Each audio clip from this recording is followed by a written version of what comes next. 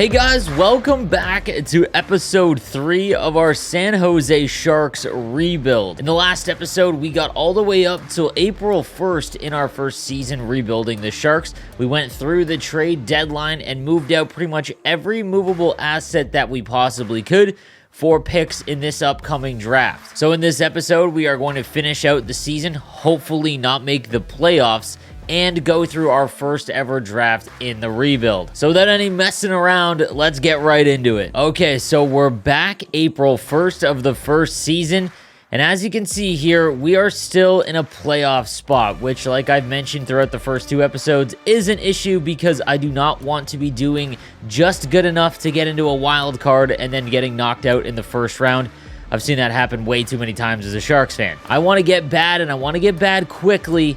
Right now, we are 16th in the NHL, but we are about 2 points out of getting a top 10 pick in the upcoming draft. And hey, maybe with some lottery luck, we can swing a top 5 pick. A quick update on how the team is doing. We've got Tomas Hertl, who we re-signed in the last episode to a big contract. 60 points in 66 games. Timo Meier, 53 in 66.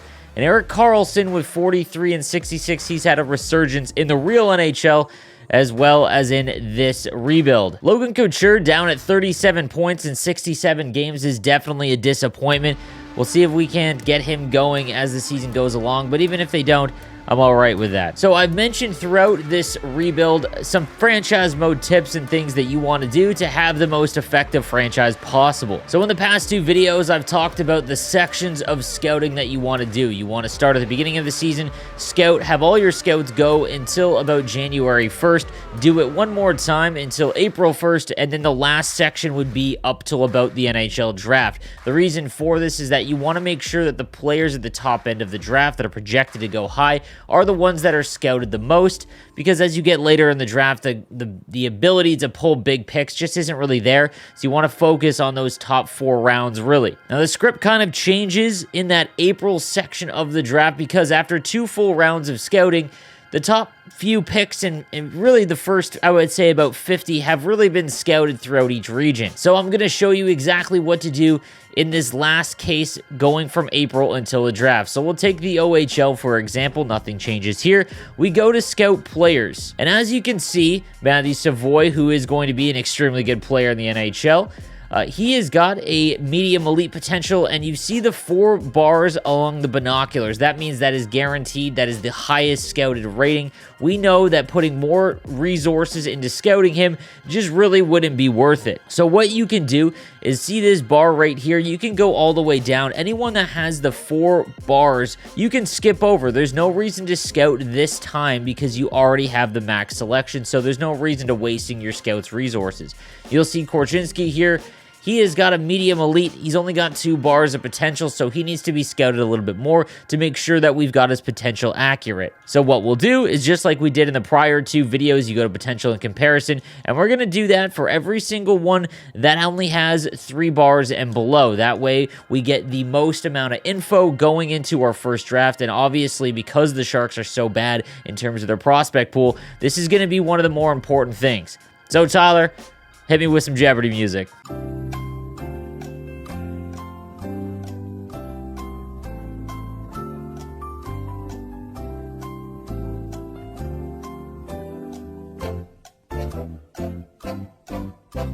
Alright guys, so that is now all complete. As you can see here, the estimated date for all of my scouts is about June 24th, 25th, when the NHL draft is, and we want to make sure that as we go into our draft board is the most informed that we possibly can be. And again, with this system that I showed you over the last few videos, this is the best way to do it in NHL 22. Alright, but I think we've waited long enough. Let's sim through the rest of the season and find out where we end up. And again, I would love a long losing streak. We've traded out pretty much everyone that we possibly can. We've got a lot of games to go.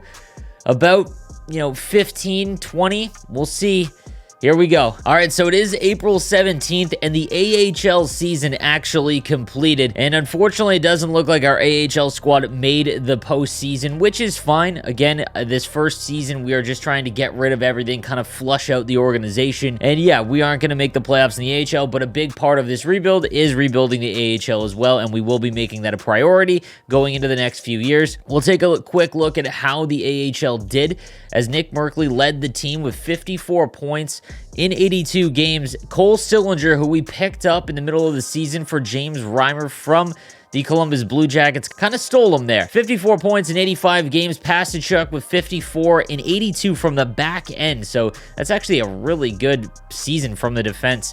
We got William Eklund, who had 50 points in his first pro season with an 82-game season complete. He had 50 points, 14 goals, 36 assists, so we'll see if he grows exponentially, hopefully going into next year, because he is going to make the team after that. We had Joachim Blichfeld with 40 and 82, and then Kniazev 37 and 82. So our defense actually had quite a good season. And then Ryan Merkley, 34 points in 82 games. He has just been a major disappointment. He has looked good in the real thing this year. He has gotten a few games up in the NHL, and he's actually looked half decent. So I'm still holding out hope that he actually becomes something. In net, Sawchenko had 37 games, 905 save percentage, went 16 and 16, and Zachary Amand with a 903. So pretty disappointing from our goaltenders there. Melnichuk did get called up after that James Reimer deal. And we'll quickly take a look at the league leaders, as Alexander Holtz for the Comets, 84 points in 82 games. He did have the most points. Kalnick with 83 in 82. Gabriel Bork, 79 in 82. And Jesper Bokvist, 78 in 82 as well. We'll take a look at the goal-scoring leader as Gerald Mayhew from the Phantoms, 39 goals in 82 games. Solid season there from him. On the back end, it's Wyatt Kalnick, 83 points in 82 games there. What an unbelievable season there. And he had 34 goals from the back end. What in the world? And then in net, Jake Ottinger for the Stars, as he is still in the AHL. 43 wins. That's incredible, with 918 save percentage and a 2.27 goals against. I hope to God the Stars put him in the NHL next year. But let's finish out the regular season. We did go on a bit of a losing streak, which, again, what we were looking for. We are 6th in the division. That is a little bit better, as it does not look like we're going to make the playoffs. We dodged a bullet there. Let's finish out the last 2 weeks and see how we end up. All right, the regular season ended, and we did go 38, 35, and 9, good for 85 points. So still a little bit better than what I wanted to see. But nonetheless, we moved out a lot of big pieces, or at least decent pieces for the Sharks. So going into next year, I think we're in a bit better spot, but we're not going to have a shot at that top pick. I mean, we will be in the lottery, but our odds are not very good here. As we take a look at where we finished overall, and we do have a top 10 pick, 24th currently, so we do have a shot. Maybe we can get into that, top 3. Who's to say? We'll have to wait and see. As the Arizona Coyotes with 56 points in 82 games. 59 points from the Ottawa Senators. The Canucks, who fired their coach, 64 points in 82. The Canucks, Sabres, and Kings also round out down there with the Detroit Red Wings, who are actually doing really well in the real NHL. It's really fun to watch Yzerman go. He's basically playing, GM mode in real life. So we didn't make the playoffs in our first year, but let's see who did. As in the Western Conference, it'll be the Avalanche versus the Chicago Blackhawks, and Minnesota versus the Blues in the Central. In the Pacific, it'll be Edmonton going up against Anaheim, who went all in at the deadline, getting Gaudreau. They're going to be up against it against McDavid and Draisaitl. And then Nashville and Vegas rounding out the Pacific. In the Eastern Conference, it'll be New Jersey and the Pittsburgh Penguins. And then Toronto taking on the Washington Capitals. The Florida Panthers against the Montreal Canadiens. And then, wow, a conference final rematch in the first round of the Islanders against the Bolts. Good luck to them, as we won't be there, which is okay. We'll take a look at our point leaders for our first season. Hurdle was 73 in 82 on a very bad team. Well, at least as the season went along. Timo Meier had 67 in 82. And Erik Karlsson fizzled out in that last month. 48 points in 82 games, but still almost touching 50 points from the back end. I will take it. Couture had 45 and 82, which is a big disappointment considering Barabanov, who's an 80 overall, had 43 and 82. Just not enough out of the captain. Noah Gregor had 24, and you see the big drop-off in talent, really, and that's something we'll have to address in the offseason. Aiden Hill went 13, 18, and 3 with a 906 save percentage, and Alexei Melnichuk went 2, 3, and 2 with an under 900. And again, we will be looking for our franchise goaltender probably in the draft. All right, so let's go ahead and see who is going to win the Stanley Cup in year number 1. All right, the first round is over, and Chicago swept the Colorado Avalanche because of course they did.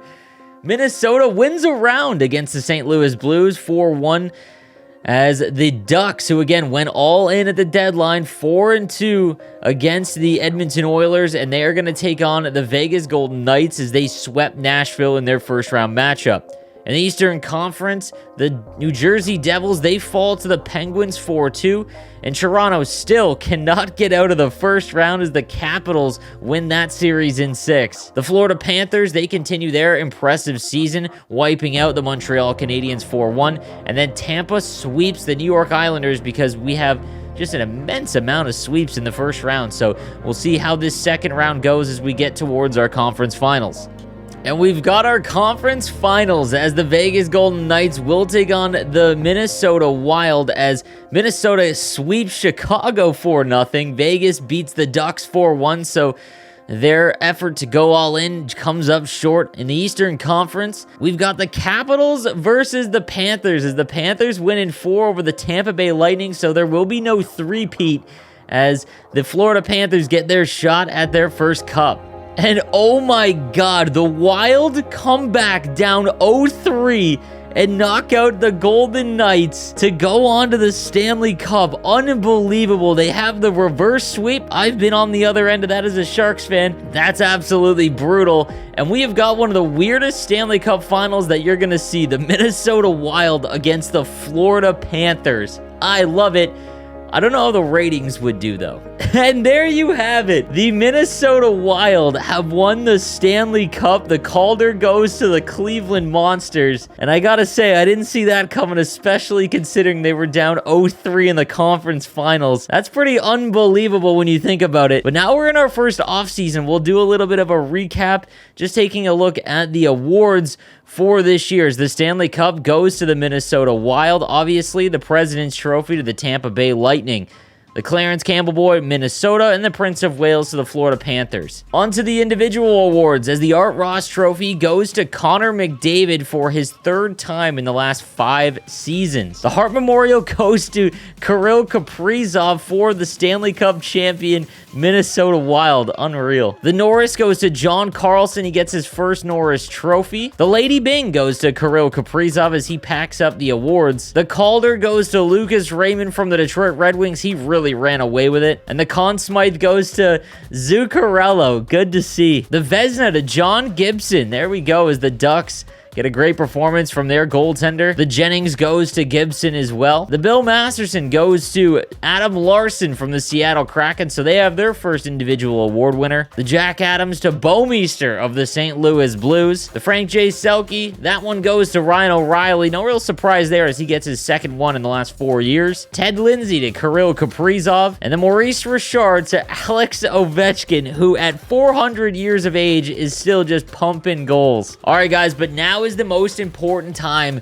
of our franchise rebuild. It is the off season of season 1, and we have got a lot of things that we need to do. We'll take a look at the draft class because finally now here comes the draft, the most important part of the rebuild, obviously. And at the top of the draft class, obviously Shane Wright. We are going to have the draft lottery coming up shortly, and hopefully we can win that. Odds are that we won't, but who knows, because usually whoever finishes last in the EA Sports franchise mode, they don't ever win, so we have a shot. But at the top of the draft, things haven't really changed. Shane Wright is a medium franchise sniper, and he looks to be just a cornerstone for a franchise that is able to select him. Volpatti right behind him, another medium franchise. We got Lambert, medium elite, as well as Savoy, Slikovsky, and then Miroshnichenko from Russia. And as we move down the list, guys, you'll see as our scouts, we're starting to see some more, the potentials come through. And again, that's what we want, as we see a gem here, a medium elite left defenseman, Denton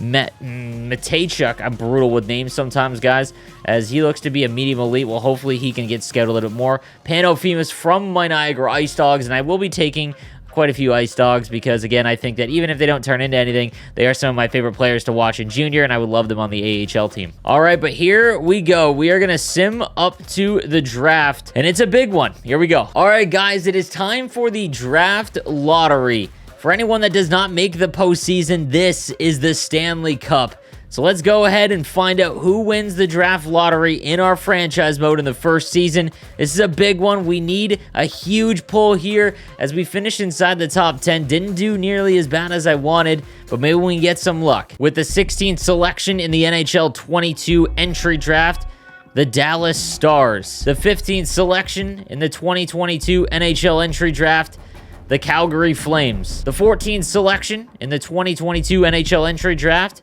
the Boston Bruins. The 13th pick in the 2022 NHL entry draft, the Carolina Hurricanes. The 12th pick in the 2022 NHL draft, the New York Rangers. The 11th pick in the 2022 NHL draft, the Seattle Kraken. All right, guys, here we go. We are slated for the 9th pick in the NHL draft. Hopefully we win the lottery. The 10th pick in the 2022 NHL draft, the Winnipeg Jets. The 9th pick in the 2022 NHL draft, the San Jose Sharks. So, guys, unfortunately, we do not win the draft lottery here in the first season, but that's okay. We are going to get a top 10 pick. Let's find out who wins the rest of the lottery. The 8th pick in the 2022 NHL draft, the Columbus Blue Jackets. The 7th pick in the NHL 2022 draft, the Detroit Red Wings. The 6th pick in the 2022 NHL draft, the Los Angeles Kings. The 5th pick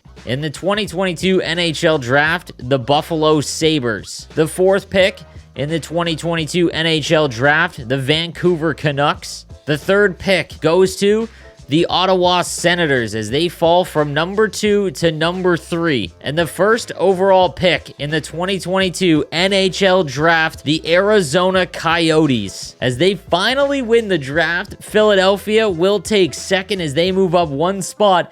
And Arizona is going to get their shot at Shane Wright, which I'm actually okay with. I think that would be great for the franchise, but we'll have to wait and see. All right, guys, let's take a look at our retired players through our first season. And Patrick Marleau, my favorite player, the reason why I'm no sleeves 12, is now retired as he had 1,100 points, almost 1,200 in 1,700 games. Obviously had the record for the most games played ever, which is just so stunning to me. Jason Spezza, he decides to hang him up. Louis Eriksson, the king from the Arizona Coyotes, he decides that's enough. Andrew Ladd, Matt Molson as well. Cody Franzen, Korpikoski. I loved Lauri Korpikoski in like franchise modes and like the mid, NHLs, like from like 09 all the way to 2012. I always traded for him. We've got Nate Thompson and Cody McLeod rounding up the top ones. And then for goaltenders, Scott Darling, after 126 games at the age of 33, says that's enough. So the coaches announcing their retirement. Andre Holik from the Sharks is going to retire, so we'll have to deal with him in the offseason. And then players that are now able to be scouts, Louis Eriksson and Patrick Marleau. Good to see Marleau staying in hockey. All right, guys, here we go. Our first NHL draft, and I just want to talk about, some thoughts and things that I want to focus on going into this one. We're not going to be able to get Shane Wright, and I really don't think that we should trade all of our picks or do some crazy trade to try and get the first overall pick, because I don't think it would happen. Arizona needs Shane Wright, and I'm completely okay. So we'll take a look at who's around number 10 that we can get. We want a medium elite player at least. So Miroshnichenko, he is an option for us because he is right around that back end of the top 10. A medium elite, he's 2 years away, 6'1" left winger. And we're in a position where we need best available. So we really don't care what positions. We need forward more than defense, if I was going to be honest with you. We've also got Yuri Slafkovsky. we could try and get him. So we'll take a look. Matthew Savoy is probably the one that I really want. So if we get through like the first 5 picks and Matthew Savoy, let's say he's available at 5, I doubt it. There is a potential chance I would love to trade up for him. Well, Joakim Kamel, he is a high top 6. Again, I would love to get at least an elite. Ivan Kulemin, he might be an option as well, a medium elite there. He's 5'9". Another small player, though, another small winger, and Eklund's already on the smaller side. All right, so yeah, we definitely want one of these 3. So Miroshnichenko, Slivkovsky, and Savoy. I don't think we're going to be able to get Brad Lambert, Volpatti, or Shane Wright. So we definitely want some of these players, one of those 3. And we're probably going to have to trade up to do so. Now, we have a ton of picks because we traded off everybody. So we've got a lot of options there. We'll have to wait and see because after that, then it does fall a little bit. We have Ivan Kulemin, who we could go after. He is NHL ready, medium elite. That's actually pretty solid, meaning that he's going to be a high overall. He might be the selection.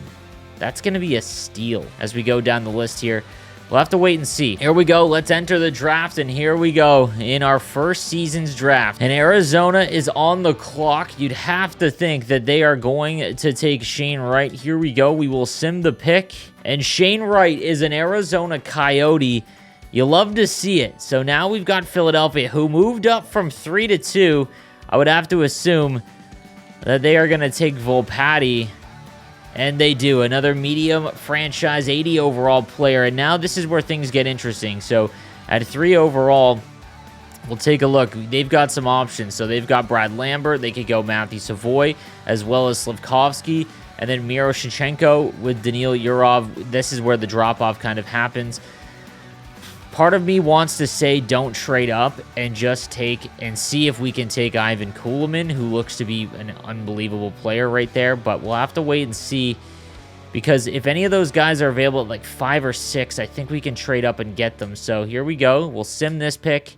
And it is Brad Lambert, so they've gone in order. And now this is where it gets interesting, as the next highest rated player is Savoy. I would love Matthew Savoy, I'm not going to lie. He's 1 year away, medium elite. We have a trade to announce. I think you're going to want to hear this. All right, so a first, a second, a third, and a 5th to move up 5 spots this year. And we get it. Okay, huge deal. We move up 5 spots. And now we get to make our pick. And with the 4th overall selection in the 2022 NHL entry draft from the Winnipeg Ice, the San Jose Sharks select Matthew Savoy. Welcome to the squad. A medium elite 74 overall center as we move up to take our guy. Now let's see, because we do have some options as we have a lot of picks that we could trade into the first round again. And by taking a look at that draft, that Ivan Kulemin looks to be kind of a steal. An NHL-ready medium elite. That could be huge for us. So we'll go through the next few picks. As Slivkovsky, medium elite, goes to the Buffalo Sabres. The LA Kings add to their already stacked prospect pool as they are going to get Yurov.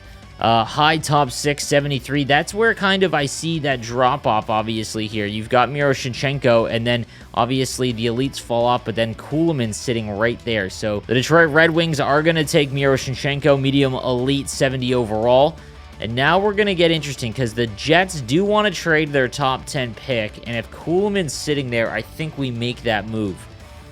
As Joakim Kamel, high top 670 overall, goes to the Columbus Blue Jackets. And there we see him, Kulemin, sitting right there. Vancouver has our 9th overall pick. Do we make the wrong decision? Do they take Kulemin and end up with a better player? They do not, as Nemec goes, a high top 4 defenseman goes. And I think we try and see if we can get this pick. It's going to be awfully tough, and we would have to move out quite a few. They don't want a second rounder here, though. That is the issue. We've got 2 seconds next year. I wonder if a second next year will do a 3rd because they want it, and maybe the Nashville... I don't see any way that they move this. A second next year, a second this year, and a 3rd this year for the Jets' 10th overall pick. It's close. It's close. It's not far away. Do we do a 4th? And there we go. All right, with the 10th overall pick, we're going to get another impact prospect here. And we've got a couple options. Dmitry Novoseltsev, who is a medium elite, but he's not really scouted enough. Ivan Kulemin, that is clearly the pick here. And with the 10th overall selection in the 2022 NHL entry draft, the San Jose Sharks select from Russia, Ivan Kulemin. And look at that, a 79 overall medium elite left winger. That is going to do just fine. So now we're going to finish off the rest of the first round here. And the only other player kind of on my radar is a Niagara Ice Dog, and that's Pano Femis. Medium top 6. He is 3 years away at 18 years old, which is fine. But that's really the next one. We also have Denton Mateychuk, who looks to be a gem. We'll have to wait and see. Is there any other gems here? All right, so the Minnesota Wild, they select Novoseltsev, who's a medium elite 79 overall defenseman. Wow, nice pick there from the Minnesota Wild. The New York Rangers, they are going to select Pekka Räinen, a medium elite offensive defenseman, 77 overall. That's a huge pick for them. Wow. We've got Trevelyan, a medium top 4 for the Montreal Canadiens. He's 74 overall. The Boston Bruins at 14. We'll get Connor Geekie, a medium top 6, 70 overall. So a nice prospect there in the mid-teens. 15th overall. To the Calgary Flames goes the Juracek, who is now a medium top 4, 70 overall. The Dallas Stars, Gauthier, medium, Gauthier, I'm assuming, medium top 6, 68 overall. Arizona at 17 will get Kreshman, medium top 4, 67 overall. The St. Louis Blues will get Vereau, medium top 6, 68 overall. Fragapane for the LA Kings goes medium top 6, 68 overall. So a couple of medium top 6s. The Toronto Maple Leafs at 20, they select Cooley, and he's a 65 overall medium top 6 center. The Arizona Coyotes at 21, they're going to get McGrody. What a name. Medium top 6 there. The Philadelphia Flyers, their second first-round pick. They get Howard, a top 6 medium forward, 65 overall. Taking a look at the draft class real quick to make sure that we're not missing. As Mateychuk is interesting here, as he does have that gem status, and then Femis is right behind. 23rd goes to Casey, medium top 4. The New Jersey Devils select Messar, medium top 6, 65. So no real huge, excellent picks in the later parts, as the Arizona Coyotes get another first-round pick, a medium top 4, 65 overall defenseman. The Pittsburgh Penguins at 26 will get Nazar, medium top 6, 65. The Edmonton Oilers, they get Barker. The Tampa Bay Lightning get Person, medium top 6, 65 overall. The Vegas Golden Knights will get Hughes, 65 overall, medium top 6 player. The Washington Capitals, they will get Gauthier. And then we've got 2 more picks in the first round. The Buffalo Sabres will get Mateychuk, who is a medium top 4 defenseman. So with that gem status, not as huge as I thought it would be. So kind of a blessing there. We didn't trade up and grab him. And with the last pick in the first round, Koromoslav for the Minnesota Wild, medium top 4, as we are on to the second round. And Pano Femis sits atop here, and I would love to trade up and grab him. One of my favorite players to watch in junior. That is a high second round pick, though. We do have a couple seconds here. We could trade the Ducks, who's 49th, as well as a third. I doubt they take this. Maybe they do want it. We'll try that. And it was rejected. It is close, though.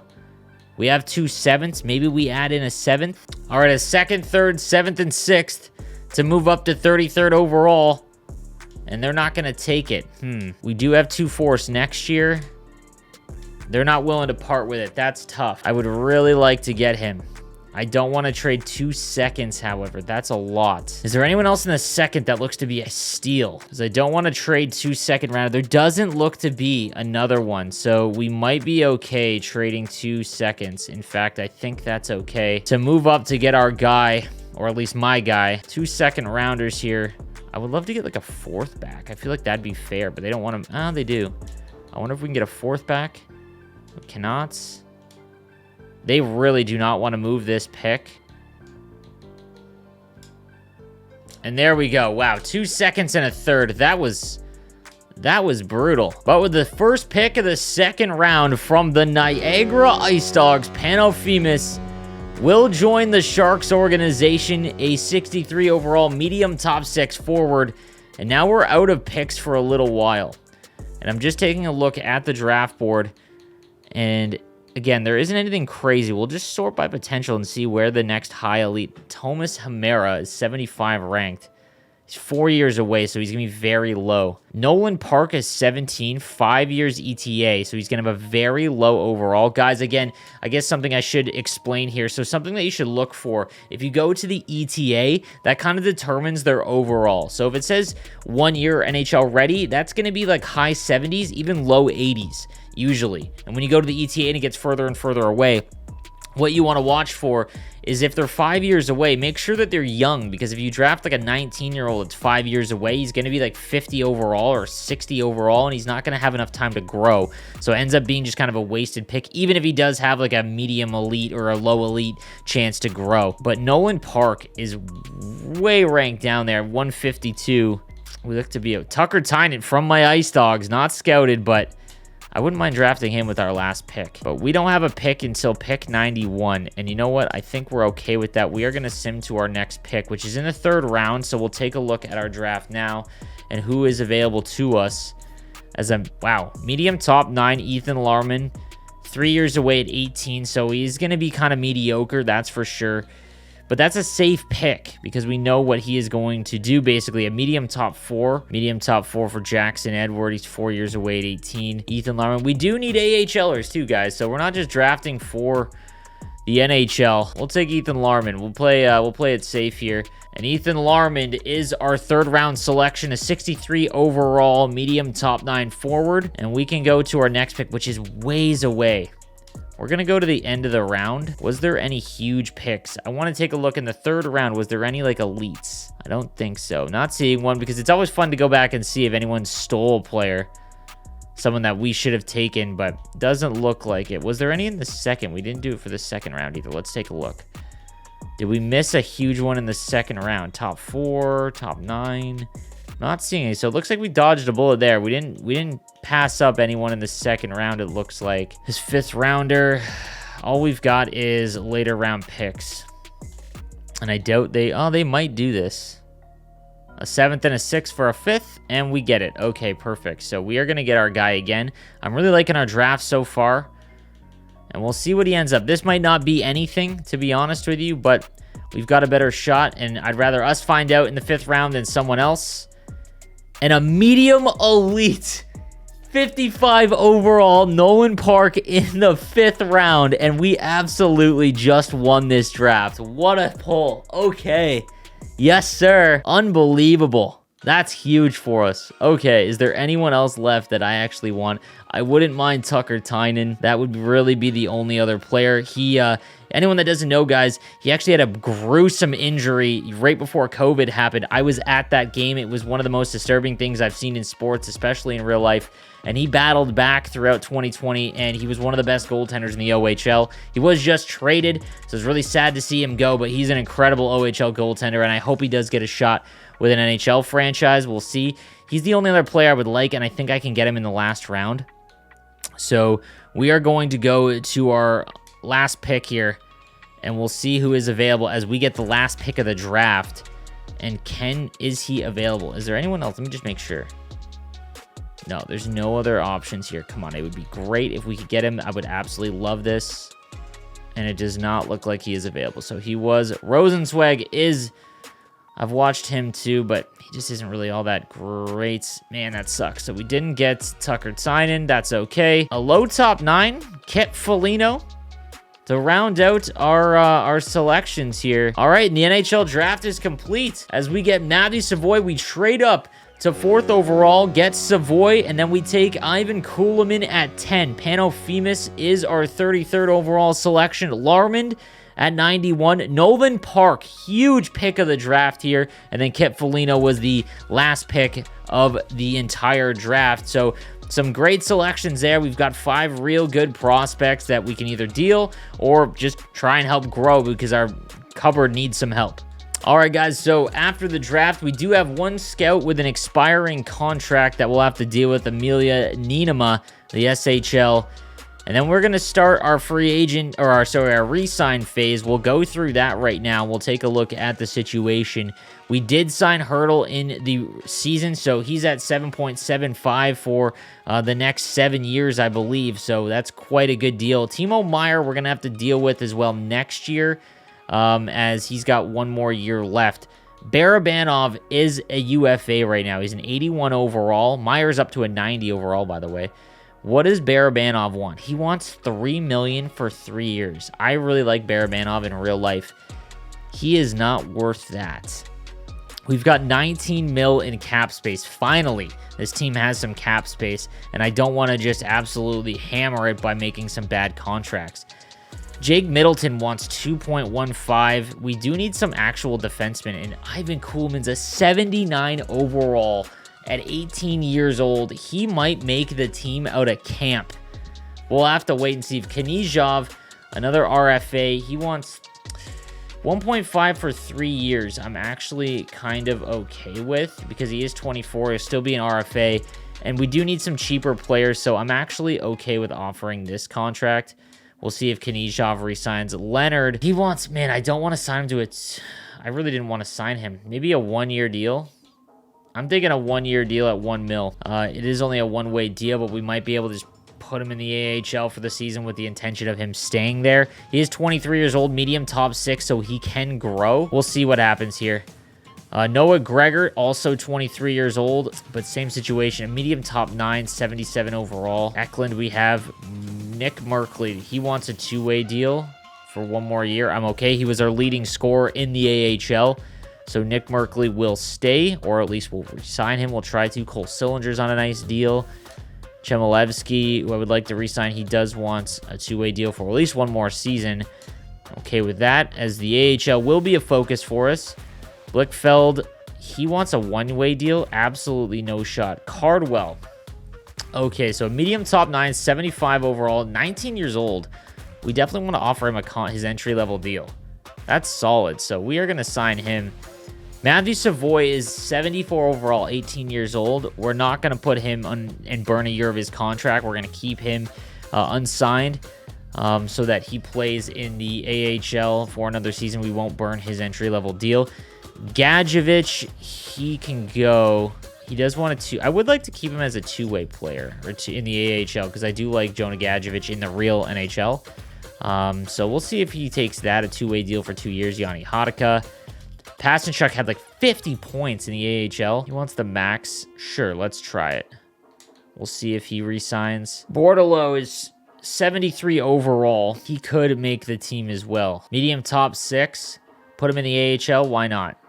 And Kayamov, same situation. He's a 74 overall. Might as well offer his contract as well. Habelwalks, he can go. Megna, he can go. Yeah, these guys, there's no real. Daniil Gushkin. Gallant is a medium top 9, 60. Yeah, he's 23 years old. No shot there.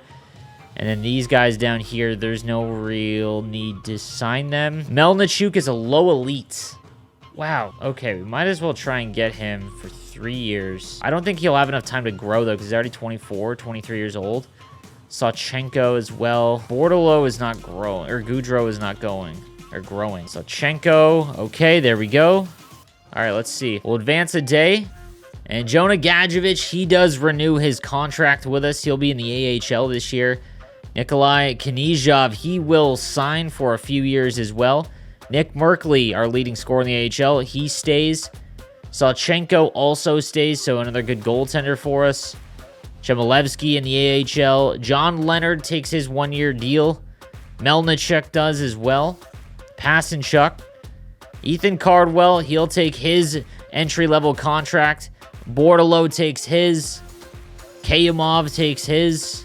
And now we're looking pretty good. So everyone did accept their deals. We've got 4 more contracts for our organization to offer out. Barabanov, I don't think we're going to re-sign. 81 overall. I'd rather give that spot to maybe Eklund.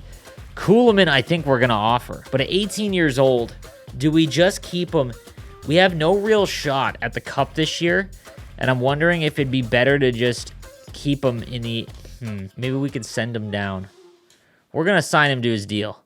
There's no reason not. He's 79 overall at 18 years old. What a pick. We have so much cap space that we are going to offer Middleton a 2-year deal he does want because we just need bodies, essentially. Noah Gregor, I'm not a huge fan of. I do like him in the real thing. 2 years at 1.2, I'm okay with that. All right, sure. He wants a one-way deal. Why? A low top 6, 23 years old, 75 overall. You know what? I'm not going to sign him here, and we're going to see if we can sign him in free agency. All right, so Habelwatz, Malosh, they're gone. Megna, Ko, they're out. McGrew, Oberg, as well as Gallant, and that is going to do it. So that is pretty much everyone that we need. Our scouts, we did lose a scout as Nienema. Let's take a look at Nienema. D overall. We can probably hire a better one, so there's no real need for that. We did lose our goalie coach in the NHL, but that's okay. We'll hire him as well. And let's go ahead and advance as Jacob Middleton does re-sign. Noah Gregor, re-signs. Ivan Kulemin, we'll see if he makes camp. I don't know yet. I'm kind of, I'm leery on that one. All right, so that is going to do it for our re-sign phase. All right, guys, we are here in free agency of year number 2 as Mangiapane pops off 90 overall. He wants 10.4. Unbelievable at 26 years of age. Is he an RFA? Wow, he is going to... Yeah, there's no way. Nishushkin, Claude Giroux, Patrice Bergeron, Kadri, Edler. So we do have some options at the top. I really don't think there's going to be any of these guys that we go after. Let me know in the comments section if you have any of these guys that you see that you think we should trade for. In net, we have no goaltender, really. And maybe a younger goaltender we could re-sign. Like, I mean, Fleury, no. Like, Gorgiev. Is he an RFA? He's a UFA. We could sign Gorgiev, who's an 81 overall, but I really don't think so. I don't think that's going to help the cause at all, but we'll see what we can do here as we head into year number 2 of our Sharks rebuild. We've gone through the draft, guys. Let me know what you think in the comments section down below. I've had a blast doing this series with you, and I will see you next episode as we go through free agency, set up the team, and go through a bit of our second season as we rebuild the San Jose Sharks. Thank you guys for watching, and I'll see you next time.